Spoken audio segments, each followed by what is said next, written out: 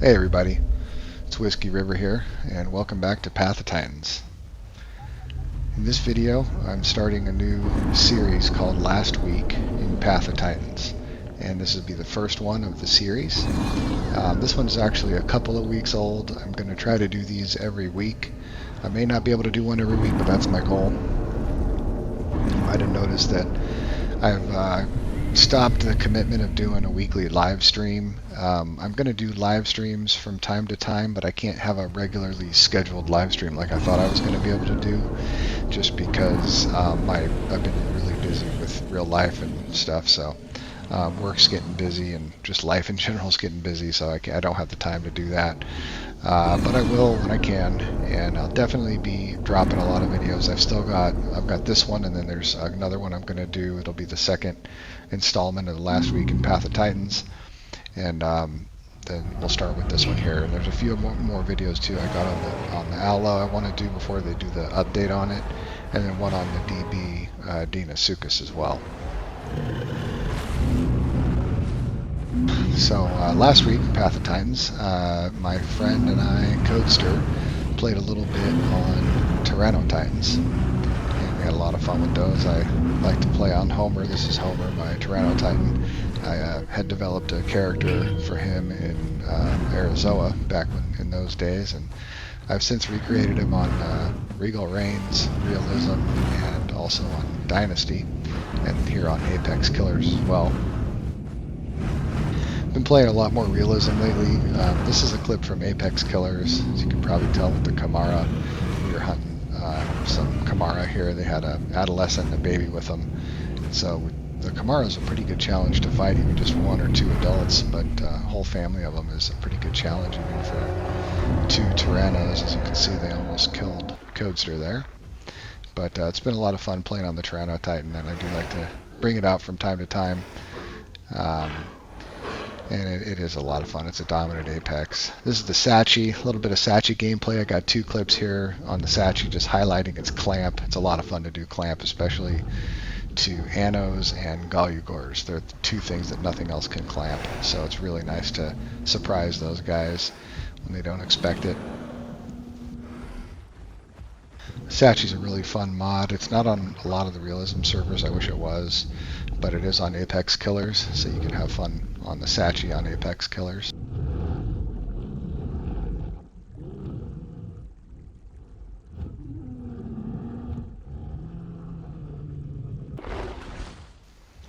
Played a little bit of OG Rex. I love bringing out the OG Rex from time to time. On Apex Killers, it's strong, but it's not as good as it used to be.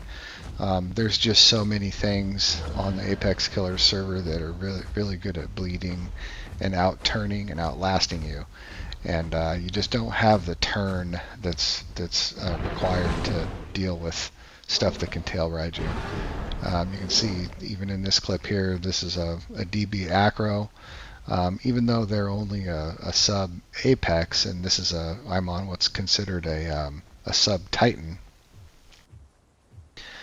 It's a good highlight of just how weak the Rex really is, but the Rex can still be a lot of fun to play. It's just you're going to have trouble even with solo sub Apexes, which is 2 tiers below you, and it's simply due to the bleed, the speed, and the out turning. If those players that know how to play those dinosaurs, they can just pick on the OG Rexes. So you've got to really be good at the OG Rex. You've got to use map terrain and positioning. Try to keep them away from your rear and the areas behind you that you can't defend, like I'm doing here. And if you can do that, then you'll do okay. You can fight, but I still think that 1v1 between a sub Apex and a sub Titan shouldn't be this hard. So this is a really good fight. This is solo. He's arguably the best DB Acro player in Apex Killers. This is his main. He plays that most of the time. As what I see him playing is on that. And he's very, very good at it. And so this was a really good challenge. I had a hunch it was him when I was fighting him, just because of the way he was playing. So I'm doing the best I can here to use the terrain to my advantage. But again, it's a challenge. I don't think that a sub-Titan should have that much of a challenge with a solo dinosaur that's 2 tiers below it. I really think something needs to be done about that. The Rex just isn't as good as it used to be. I think it was fine how it was when it came out. It was very, very strong and dominant, and it was too strong in pairs, but I would have just preferred to see it go down to a solo. Just make it a sub-Titan, make it a solo sub-Titan that you can't group up with, and leave it as strong as it used to be with the bone break that's got a slower cooldown and better cooldown on the ambush, on the surprise attack sense. So the way it is right now, it's probably fair to have it the way it is in duos, but still, if you're by yourself, you're going to struggle a lot with it, and most people will. If you're really good at it and you're good at being patient and using the terrain, then you can do fine on it. But like I said, I just don't think it should struggle as much as it does with dinosaurs that are 2-tier classes below it. So anyway, this is a fight I had with this solo DB Acro, and you can enjoy this little fight here. And I think it's a good example of a good fight between 2 experienced players on 2 of the more dominant dinosaurs in the server.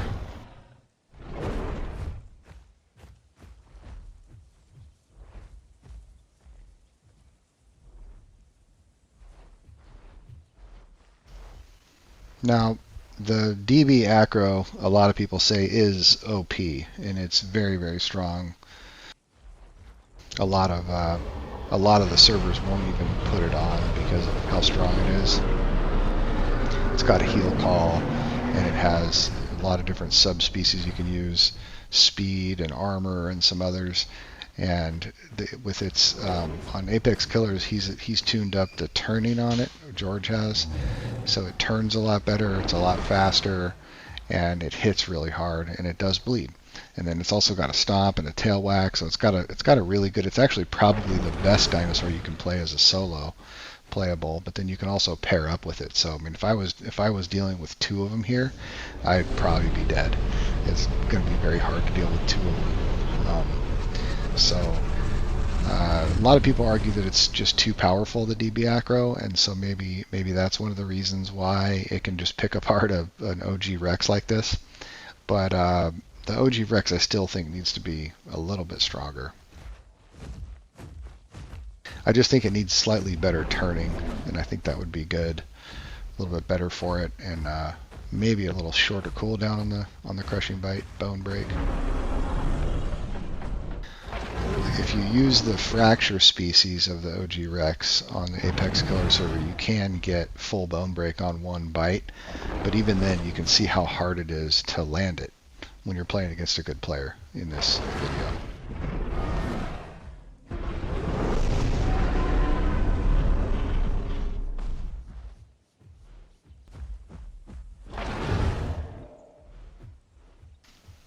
The tail attack is definitely key on the OG Rex to help you deal with the poor turning, and that will help get them away from your back, but they can still get nips on you. You can see, like right there, he's still able to get little nips on me and chip away at my health. And that's really the goal, is that he just chips away at my health and he can run off and heal and then come back and rinse and repeat, and in due time, theoretically, I'd be dead.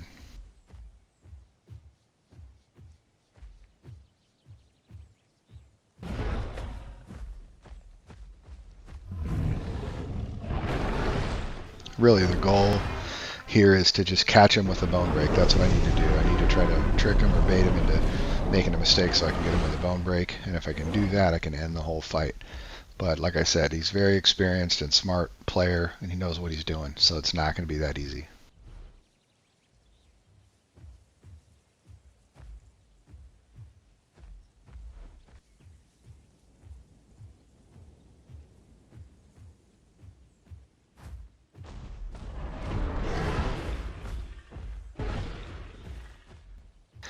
there I was able to get him to take some fall damage, so that was good. I was definitely trying to use these two rocks here to my advantage, and I was hoping if I pushed him right there, he'd fly up on there, and it worked out.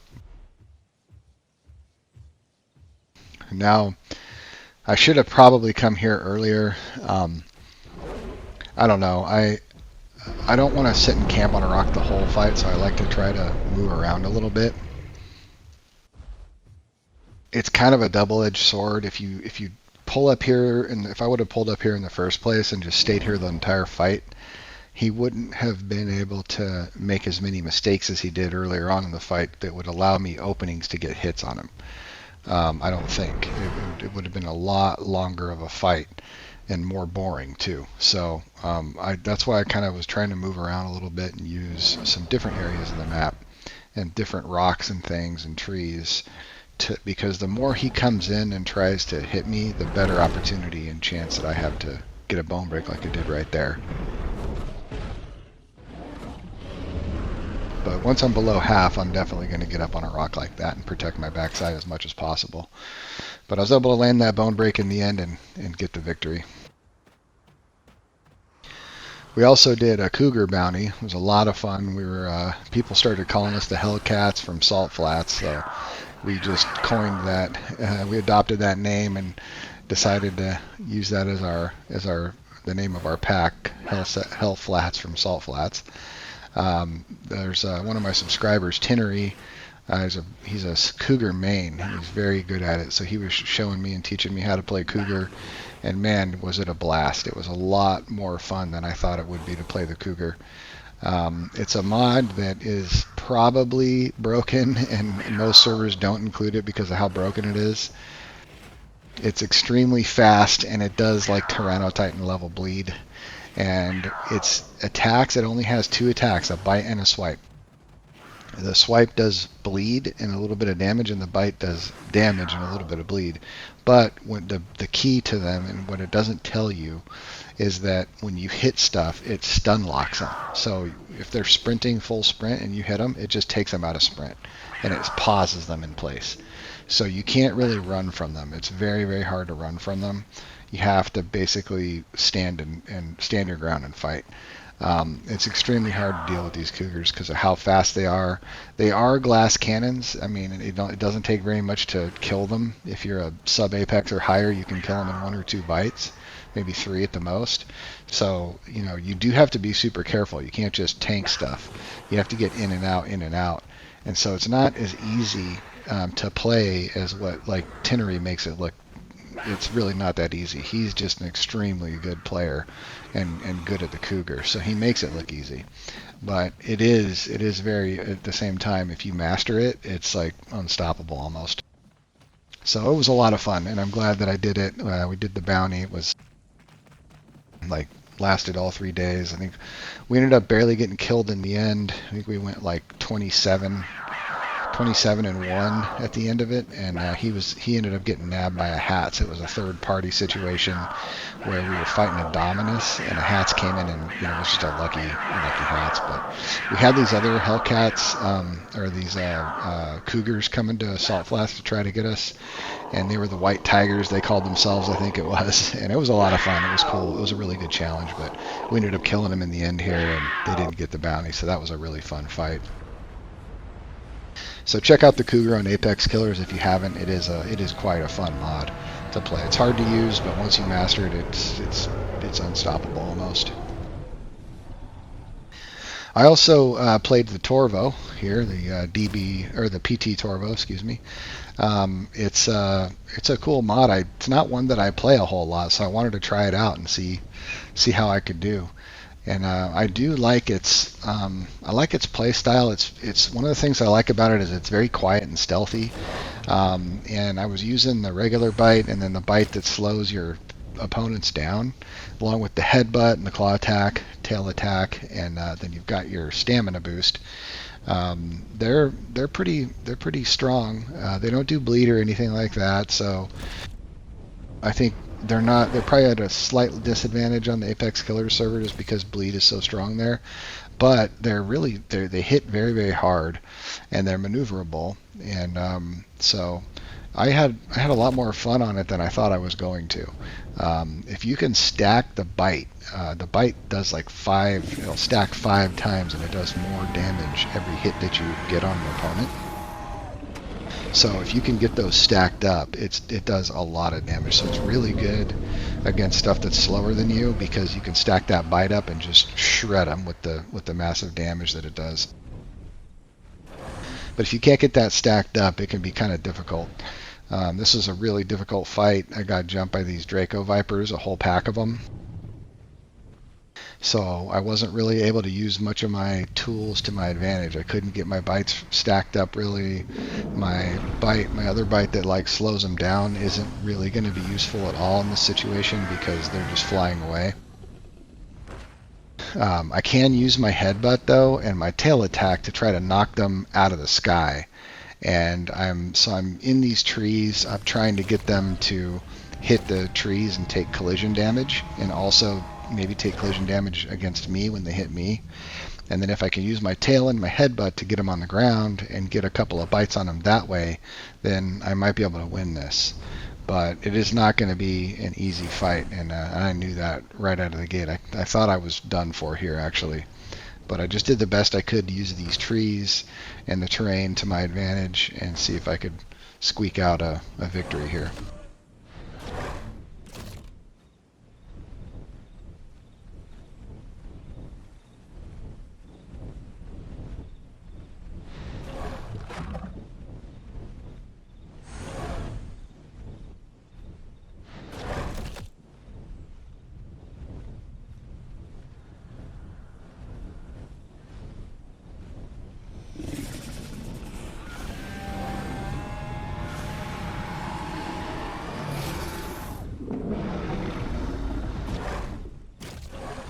One of the things that was hard about this fight is that I was in these trees and it was really dark, so it's very hard to see. So I zoomed in my camera as much as I could. If you don't know, you can hit the touchpad on the. I play on the PlayStation, so you bring up the menu basically, which on the PlayStation it's the touchpad, and then you hold down R2 and you can zoom the camera in or out. So I zoomed it all the way in this one because I didn't want these trees blocking my camera view.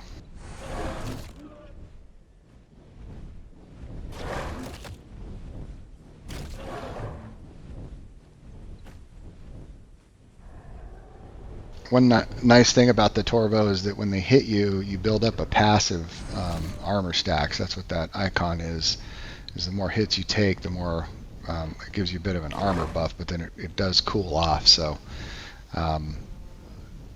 that's a nice feature of the Torvo.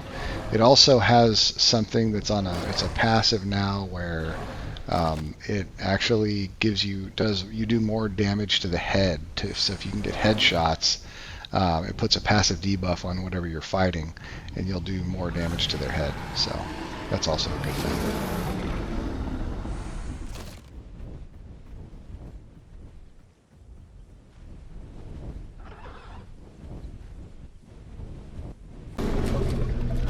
So there was a little spot in the fight right here where I got them all low and they backed off because they were trying to heal, but it also gave me an opportunity to heal as well.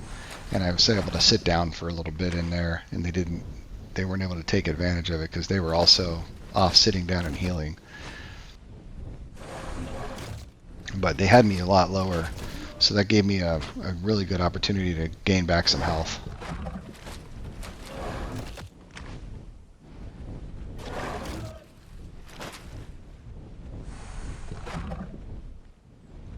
So they're putting a lot more pressure on me this second round after they healed, and I started getting really worried.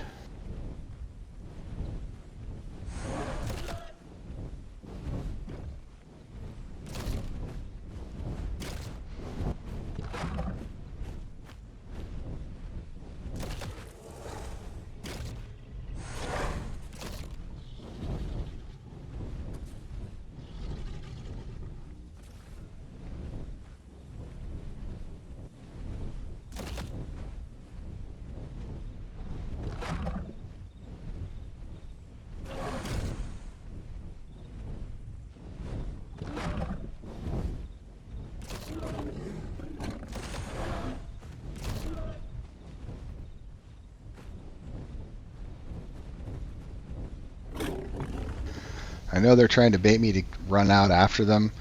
They're trying to get me to chase one so the other ones can come in and hit me. So I'm trying my best to push out a little bit and get some damage on them, but not run too far.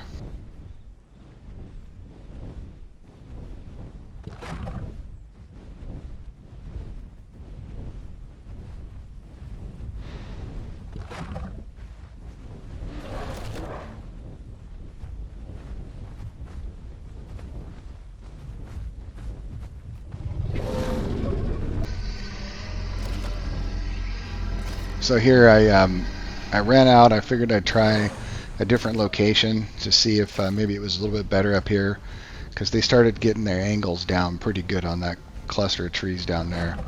But once I was up here, I realized there was just too many openings in those trees, and they weren't going to be taking too much collision damage up there as much as they were in this little cluster. So I just came back.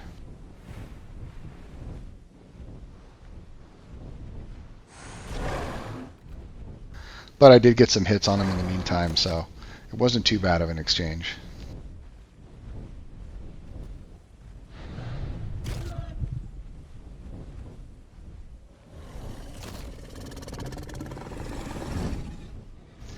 Now normally I'd be trying to target one that I thought was low, but it is so dark and these guys are just black on my screen. I can't even tell which one is which anymore.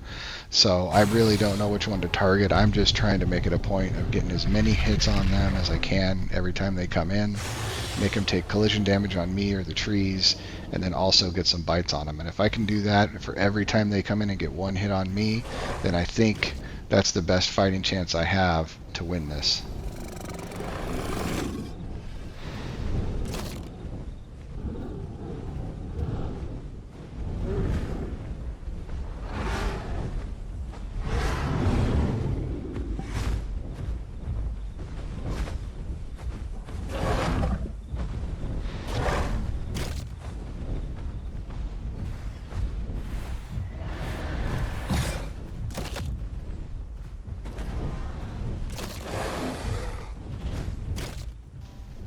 And that was it. That was just a direct hit right on his chest, and that was enough to kill him. So got the win there, and that was a close one. It was a great fight, guys. And then to finish the video off, I brought out Rupert, PT Rex. Started getting a little bit nostalgic. I was kind of missing Rupert a little bit, and so my friend Coob from Arizona came and played with me, so we kind of were reminiscing about the old days of Arizona and brought out our Rexes. That's his Rex Helios from Arizona, and this is mine, Rupert. And we were never able to play together on Arizona because Rex was a solo on that server. But we can play together on Apex Killers and on some of the other realism servers out there, so we try to do that from time to time when we can. It's a lot of fun to play the PT Rex. Not as good as it used to be, but it's still really, really good, and it can be fun to play. So this is the last clip in my highlights from last week in Path of Titans. I thank you for watching the video, and I hope you enjoyed it. If you did, please give me a like and consider subscribing if you haven't already. And I do, as always, hope to see you out there in Godua. Thanks for watching. Goodbye.